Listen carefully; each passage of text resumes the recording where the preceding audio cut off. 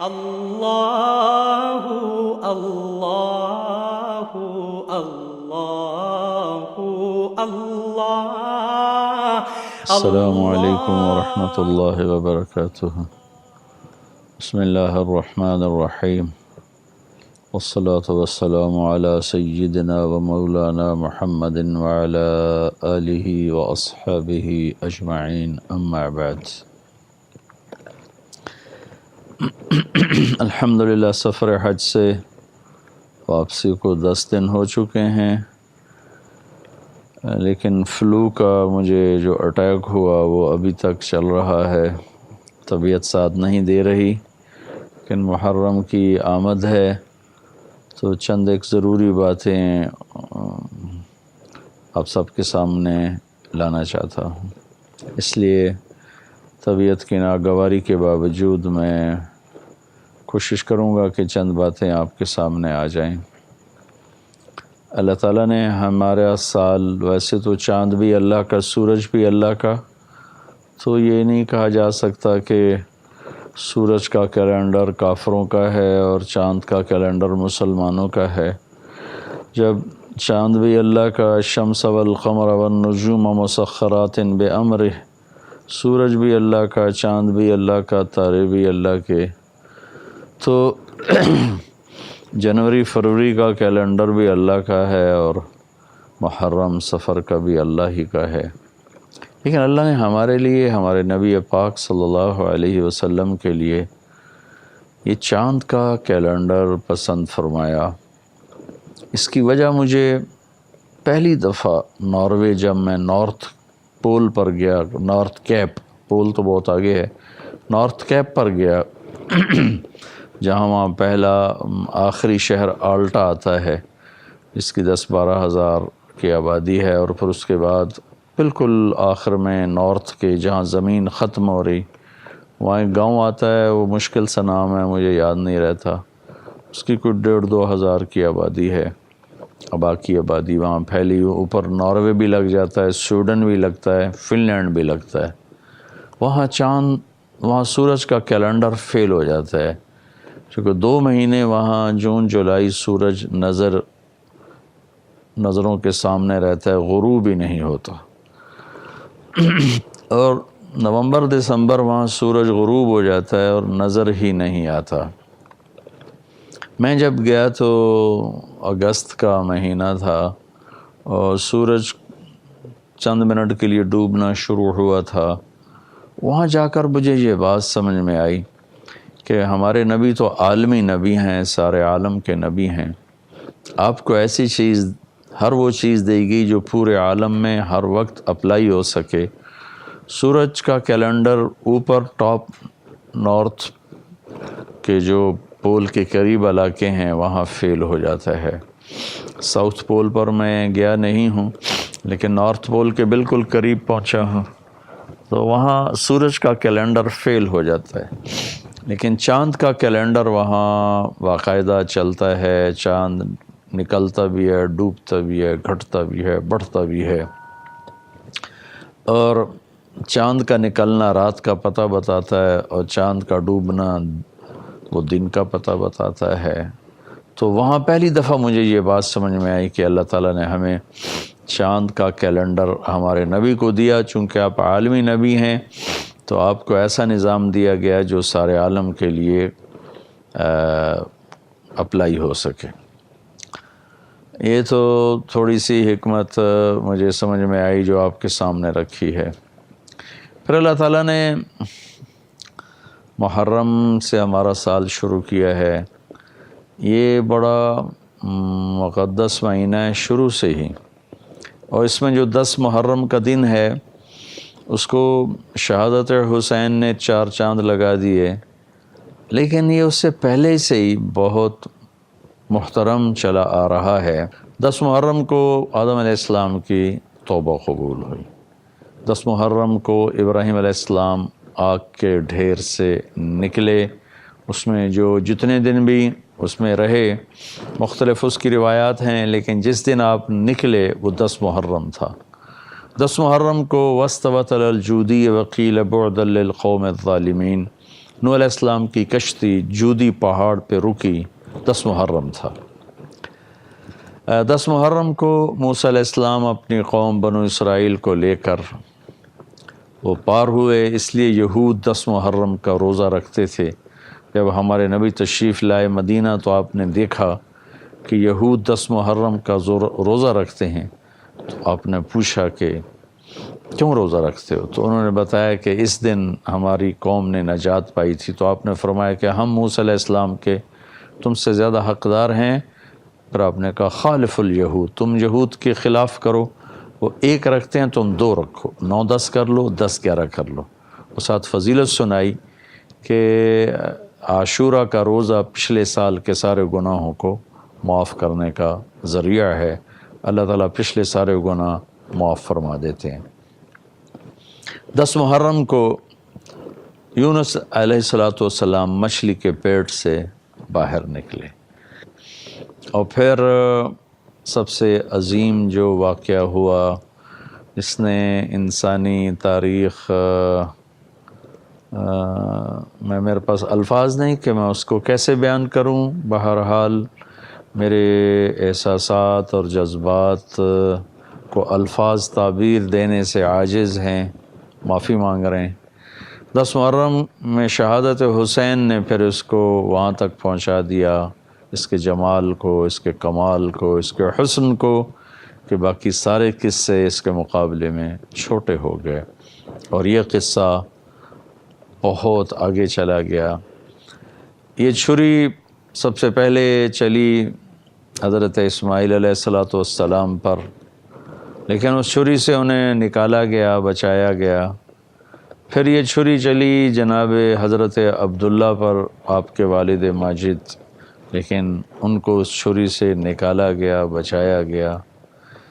یہ چھری مقدر تھی حسین کی گردن پہ چلنے کے لیے، اور پھر 61 ہجری 10 محرم جمعہ کے دن یہ چھری حسین کی گردن پر چلی، اور صرف ان پر نہیں، ان کے ساتھ اور ان کے 72 جان نثار اور 16 اہل البیت جن کے گردنوں پہ یہ چھری چلی، اور ان کے سر کٹ کر نیزوں پر چڑھے بازاروں میں پھرائے گئے، اور جناب حضرت امام حسین علی مقام کا سر مبارک ابن زیاد مردود کے سامنے لایا گیا۔ اس کے ہاتھ میں چھڑی تھی تو اس نے ایسے آپ کے ہونٹوں پہ ماری، ایسے کر 2-3 دفعہ۔ کہنے لگا میں نے ایسا حسن آج تک نہیں دیکھا کہ مرنے کے بعد بھی ایسا دمکتا چمکتا مسکراتا چہرہ ہو۔ تو انس رضی اللہ تعالیٰ عنہ تشریف فرما تھے، وہ کھڑے ہو گئے اور کہنے لگے یہ چھڑی ان ہونٹوں سے ہٹا لے، میں نے اللہ کے نبی کو دیکھا ہے، ان ہونٹوں کو چومتے ہوئے میں نے اللہ کے نبی کو دیکھا ہے، ان ہونٹوں پہ اللہ کے نبی کے ہونٹ لگے ہیں، میں نے دیکھا ہے۔ ہاں، یہ اس واقعہ نے اس دن کو بہت بلند کر دیا، بہت اونچا کر دیا، اور آگے بھی ایک بہت بڑا دن آنے والا ہے، الحاقۃ ما الحاقہ وما ادراک ما الحاقہ، اور القارعۃ ما القارعہ وما ادراک ما القارعہ، اور هل اتاک حدیث الغاشیہ، وفإذا جاءت الطامة الكبرى، وفإذا جاءت الصاخة، اور فإذا نفخ في الصور نفخة واحدة، وحملت الأرض والجبال فدكتا دكة واحدة، فيومئذ وقعت الواقعة، وانشقت السماء فهي يومئذ واهية، قیامت کا دن۔ إنهم يرونه بعيدا ونراه قريبا، تم اسے دور دیکھتے ہو، اللہ کہتا ہے میں اسے قریب دیکھتا ہوں۔ یوم تکون السماء کالمہل وتکون الجبال کالعہن، آسمان تلچھٹ بن جائے گا، ریزہ ریزہ ہو جائے گا، پہاڑ روئی کے گالوں کی طرح ہو جائیں گے۔ 10 محرم کے لیے ایک بہت بڑا واقعہ بچا کے رکھا گیا ہے، جمعہ کے دن 10 محرم کو قیامت قائم ہوگی، اور غالباً اسی دن اٹھایا جائے گا۔ اس کا میں پھر عرض کرتا ہوں، مجھے پورا یاد نہیں، کچھ یاد پڑتا ہے کہ اسی دن اٹھائے جائیں گے۔ تو اللہ تعالیٰ نے ہمارے سال کی ابتدا عجب طریقے سے کی ہے۔ باقی لوگ نیو ایئر مناتے ہیں 31 دسمبر کو، سارے سال میں جتنے گناہ ہوتے ہیں اس سب کا مجموعہ ایک رات میں کر دیتے ہیں، اور بڑے درد اور دکھ سے کہتا ہوں، رو کے کہتا ہوں کہ امت محمد بھی ایسے ہی سال مناتی ہے جیسے غیر مناتے ہیں، جیسے اوپر کوئی دیکھنے والا نہیں ہے۔ کاہے کی خوشی، کس بات کی خوشی؟ زندگی تو ایک سال گھٹ گئی، گردش دوران ایک سال چرا لیا، 12 مہینے چرا لیے، 30 دن چرا لیے، 52 ہفتے چرا لیے، ہر دن کے 24 گھنٹے، ہر گھنٹے کے 60 منٹ، ہر منٹ کے 60 سیکنڈ ہمارے ہاتھوں سے نکل گئے۔ ہم 1 سال اور قبر کے قریب چلے گئے، دنیا دور چلی گئی، آخرت قریب آ گئی۔ پھر ساری دنیا میں مستی، غفلت، ناچ گانا، فحاشی، زنا، پوری دنیا کے 5 اسٹار ہوٹلز میں اس دن کمرہ نہیں ملتا۔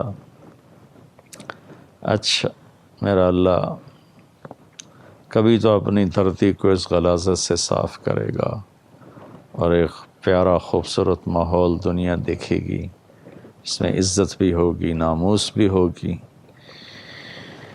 خیر، میں تو محرم کی بات کر رہا تھا۔ ہمارا سال رونے دھونے سے شروع ہوتا ہے کہ 27 صفر عمر رضی اللہ تعالیٰ عنہ کو ابو لولو فارسی نے زخمی کیا، اور 3 دن کے بعد آپ کا انتقال ہوا، اور 1 محرم کو آپ کی تدفین ہوئی، 29 محرم کو آپ کی تدفین ہوئی۔ تو ہمارے سال کی ابتدا ایک ایسی بڑی شخصیت کی شہادت کی یاد دلاتی ہے۔ 1,24,000 صحابہ مرید ہیں، طلبکار، اور عمر رضی اللہ عنہ کو طلب کیا گیا، وہ مراد ہیں، ایک ہی شخص ہیں جو مراد ہیں۔ اللہم اعز الاسلام بعہد العمرین وبعمر بن الخطاب خاصتاً۔ بدھ کو رات کو یہ دعا مانگی تھی آپ نے، اور جمعرات کو عمر اسلام لے آئے تھے، یا اللہ اسلام کو عزت عطا فرما ان 2 عمر میں سے ایک کے ذریعے، اور خاص طور پر عمر بن خطاب کے ذریعے۔ اگلے دن عمر رضی اللہ عنہ ایمان لے آئے۔ اور پھر 61 ہجری میں کربلا کا واقعہ ہوا، جس نے مظلومیت کی آخری داستان لکھی، اور ظلم کی بھی آخری داستان لکھی۔ نہ ایسا ظلم کبھی آئندہ، نہ ایسے اہل بیت آئیں گے۔ ظلم تو ہر دور میں رہا، مقدار کے اعتبار سے اس سے بڑے بڑے ظلم ہوئے۔ چنگیز خان نے 40 بڑے بڑے شہر صفحہ ہستی سے مٹا دیے، کروڑوں انسانوں کو کھوپڑیاں اڑا کے مینار بنا دیے۔ لیکن کیفیت، کوالٹی کے اعتبار سے، کیفیت کے اعتبار سے نواسہ رسول تو پھر کوئی نہیں تھا نہ کہیں، اور نواسہ رسول کی اولاد، اور نواسہ رسول کے بھائی اور بیٹے اور بھتیجے، اور دوسرے نواسہ رسول کی سگی اولاد قاسم، ابو بکر، عبداللہ، حسین کے بیٹے عبداللہ، علی الاکبر، علی الاصغر، یہ تو دوبارہ نہیں آئیں گے۔ ان پر تلواریں چلیں، انہیں ذبح کیا گیا۔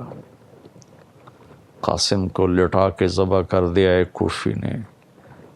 اس اہل البیت کے قافلے میں سب سے حسین قاسم بن حسن تھے۔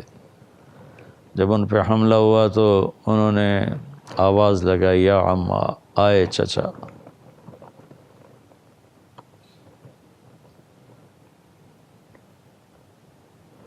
حسین رضی اللہ تعالیٰ عنہ خود زخموں سے چور تھے، زخمی شیر کی طرح جھپٹے،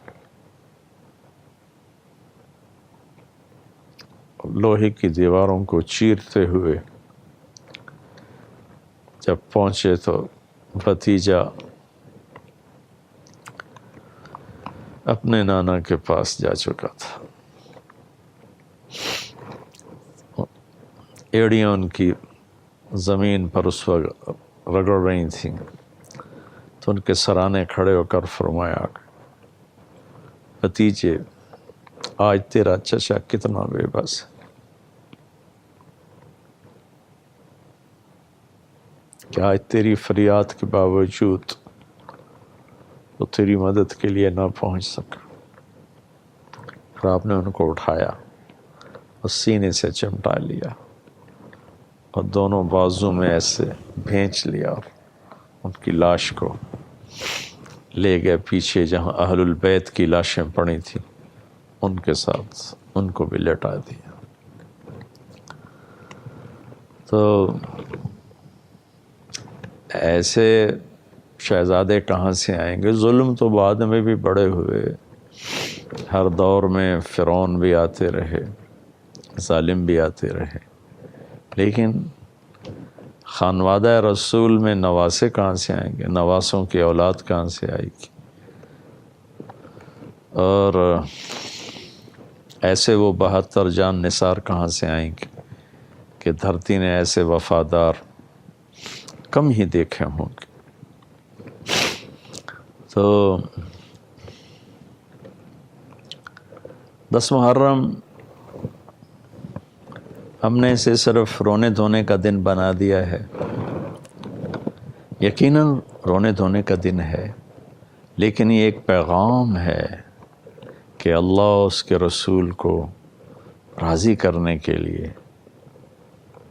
موت کی کھیل کھیلنا بھی کامیابی ہے۔ آج کل ہم پیسے پہ بکے ہوئے ہیں، چیزوں پہ بکے ہوئے ہیں، کرسیوں پہ بکے ہوئے ہیں، عہدوں پہ بکے ہوئے ہیں، شیعہ و سنی و یزید کو گالیاں دیے جا رہے ہیں۔ کچھ بے وقوف ہیں جو یزید کو امیر المومنین ثابت کرنے کے چکر میں ہیں۔ اللہ تعالیٰ مجھے بھی سمجھ دے، ان کو بھی سمجھ دے، ورنہ امت متفق ہے۔ امام احمد بن حنبل رحمۃ اللہ علیہ سے کسی نے پوچھا کہ کیا لوگ یزید سے بھی، کوئی لوگ ایسے بھی ہیں جو یزید سے پیار کرتے ہیں؟ تو امام احمد بن حنبل نے فرمایا کہ کیا اللہ اور رسول اور آخرت پر ایمان رکھنے والا یزید سے پیار کر سکتا ہے؟ یہ اہل السنت کے امام ہیں احمد بن حنبل، میں یہ ان کی بات نقل کر رہا ہوں کہ کیا آخرت، اللہ پر، آخرت پر ایمان رکھنے والا یزید سے پیار کر سکتا ہے؟ نہیں کر سکتا۔